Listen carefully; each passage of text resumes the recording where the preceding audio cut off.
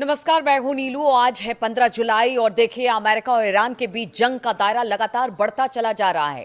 14-15 की दरमियानी रात को अमेरिका ने हमला किया ईरान पर, लेकिन ईरान ने जबरदस्त तरीके से पलटवार किया है और इस बार तो बैलिस्टिक मिसाइल और ड्रोन का सहारा ईरान ने लिया है। बताया जा रहा है कि जॉर्डन, कुवैत और साथ ही साथ अगर बात की जाए बहरीन की, तो वहां पर जबरदस्त ईरान की तरफ से हमला किया गया है। जॉर्डन में बताया जा रहा है अमेरिकी बेस को काफी नुकसान पहुंचा है। वहां की बिल्डिंग है, एयरबेस है, सब तबाह कर दिया है ईरान ने। और इसके अलावा अगर बहरीन और कुवैत की बात की जाए तो यहां पर भी जबरदस्त हमला ईरान की तरफ से किया गया है। देखिए, पहले अमेरिका ने हमला किया और अमेरिका ने दावा किया कि यह हमला धीरे धीरे और ज्यादा बढ़ेगा और उसी के जवाब में ईरान ने जबरदस्त हमला अरब मुल्कों पर किया है। देखिए, लगातार ये जो जंग का दायरा है वो बढ़ता चला जा रहा है। मामला अब कहीं से सलटता दिखाई नहीं दे रहा है या कोई भी पीछे हटने को तैयार नहीं है। इसी बीच अमेरिकी राष्ट्रपति डोनाल्ड ट्रंप ने ईरान के खिलाफ सैन्य अभियान का दायरा और ज्यादा बढ़ा देने की धमकी दी है। देखिए, पहले तो हमला किया, फिर ईरान ने जबरदस्त पलटवार किया है और ईरान के शाही ड्रोन ने जबरदस्त कहर बरपाया है। आग के गोले दिखाई दिए हैं, धमाका सुनाई दिया है और उसके बाद बैलिस्टिक मिसाइलों का इस्तेमाल भी अब ईरान कर रहा है। और ईरान ने तो साफ तौर से कह दिया है कि अब किसी तरह की बातचीत नहीं है, हम इस बातचीत से बाहर निकलते हैं। लेकिन ट्रंप ने मंगलवार को कहा कि अगर तेहरान बातचीत के लिए तैयार नहीं होता है तो अमेरिकी सेना अगले हफ्ते ईरान के पावर प्लांट और पुलों को निशाना बनाना शुरू कर देगी। देखिए, आप पावर प्लांट और पुलों को निशाना बनाने की बात डोनाल्ड ट्रंप कह रहे हैं। ये बेसिक एमिनिटीज होती हैं कि आप पावर प्लांट को तबाह नहीं कर सकते या वहां पर जो सार्वजनिक पुल है या फिर सड़क है उसको आप बर्बाद नहीं कर सकते। लेकिन अब जो ट्रंप की तरफ से धमकी मिली है उससे जंग का दायरा और बढ़ता हुआ दिखाई दे रहा है। देखिए, अगर फॉक्स न्यूज की बात की जाए तो ये बात उनसे बातचीत में ही कही गई है। ट्रंप ने कहा कि अगर तेहरान बातचीत के लिए तैयार नहीं होता है तो अगला निशाना बुनियादी ढांचे पर होगा। और इस बीच ईरान की आईआरजीसी ने भी धमकी दे दी है। अमेरिका ने सैन्य कार्रवाई जारी रखी तो वो इलाके से एक बूंद भी तेल और गैस नहीं जाने देगा।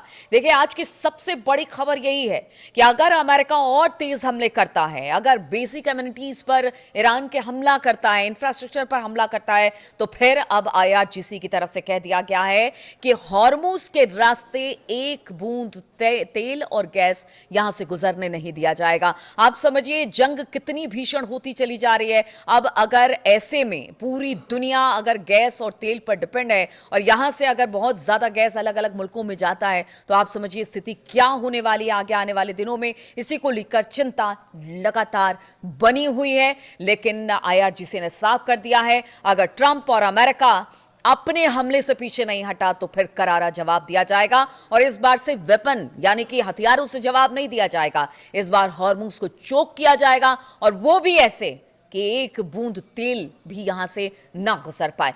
ट्रंप ने कहा कि अगला हफ्ता यानी कि ईरान के लिए बहुत बुरा होने वाला है। देखिए, ट्रंप लगातार धमकाते हैं। पहले टोल की बात उन्होंने कही थी, कल उन्होंने कहा था कि हम 20% टोल लेंगे जो यहां से जहाज गुजरते हैं। फिर 24 घंटे के भीतर भीतर उन्होंने कहा कि नहीं, हम ऐसा कुछ नहीं करने वाले। उन्होंने अपनी बात को वापस ले लिया।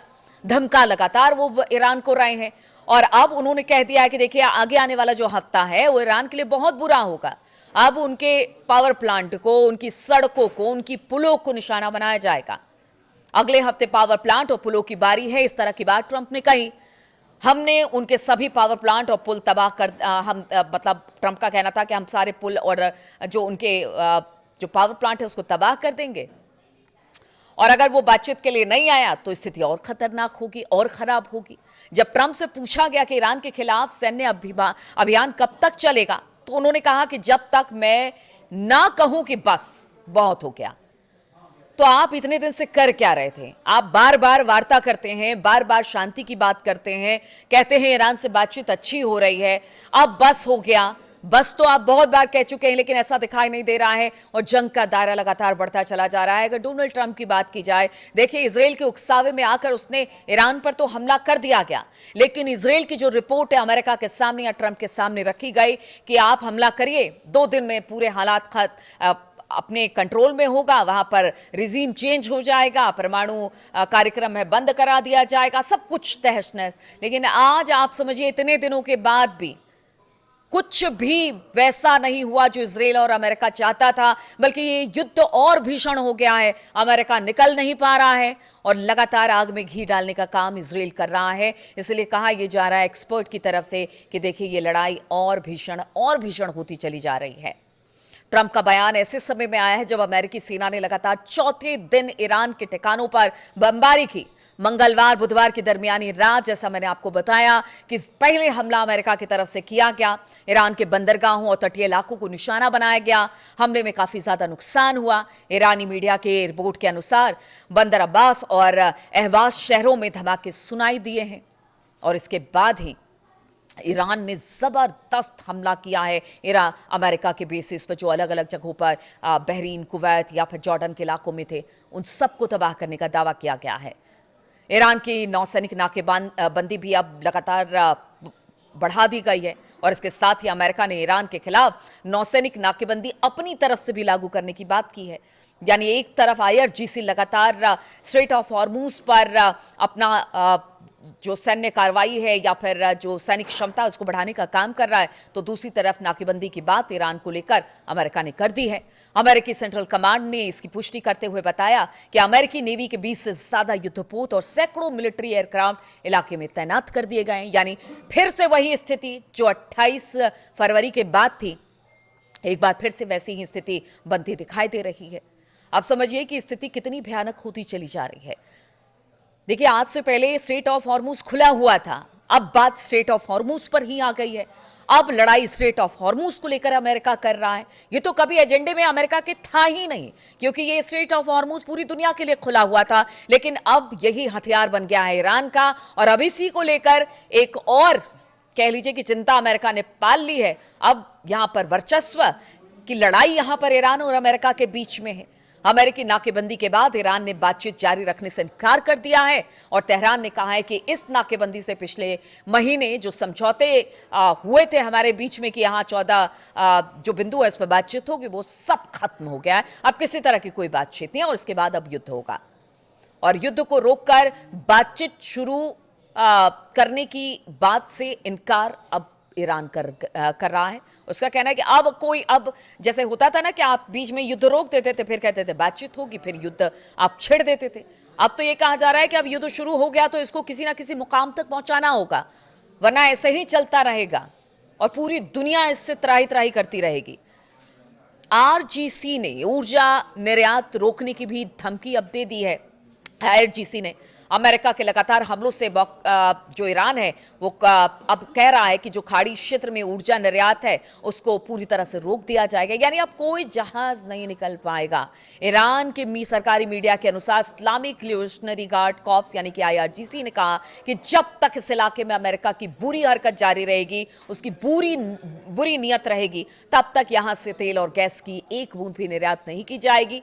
IRGC ने यह भी कहा कि अमेरिका की आक्रामक कार्रवाई का नतीजा केवल हॉर्मूज स्ट्रेट को फिर से खोलने में देरी इसी वजह से हो रही है कि अमेरिका अपनी नीयत से बाज नहीं आ रहा है। इसके साथ ही ईरानी बल ने कहा कि उसने अमेरिकी सैन्य कार्रवाई के जवाब में कुवैत, बहरीन में अमेरिकी ठिकानों पर हमले किए हैं और ये हमले तब तक जारी रहेंगे जब तक अमेरिका हमला करता रहेगा। अब ऐसे में आप सोचिए कि अगर अमेरिका नाकेबंदी लगाता है ईरान के लिए हॉर्मूज में, और दूसरी तरफ ईरान कहता है कि एक बूंद तेल और गैस यहां से नहीं जाने दिया जाएगा, तो आप समझिए कि ऊर्जा संकट कितना गहराने वाला है आगे आने वाले दिनों में। लेकिन अमेरिका है वो तो कह रहा है कि यहां से हमले और तेज होंगे। अगर हमले तेज होते हैं तो अभी तो ईरान ने बैलिस्टिक और शाही ड्रोन का इस्तेमाल किया है, फिर पता नहीं और कौन कौन सी लॉन्ग रेंज की मिसाइलों का इस्तेमाल, जिस तरह से ईरान ने भी कह दिया है कि वो करने को तैयार है। पूरी तरह से वो इस बात को लेकर आश्वस्त हैं कि अमेरिका के हमले का जवाब मुंह तोड़ तरीके से दिया जाएगा।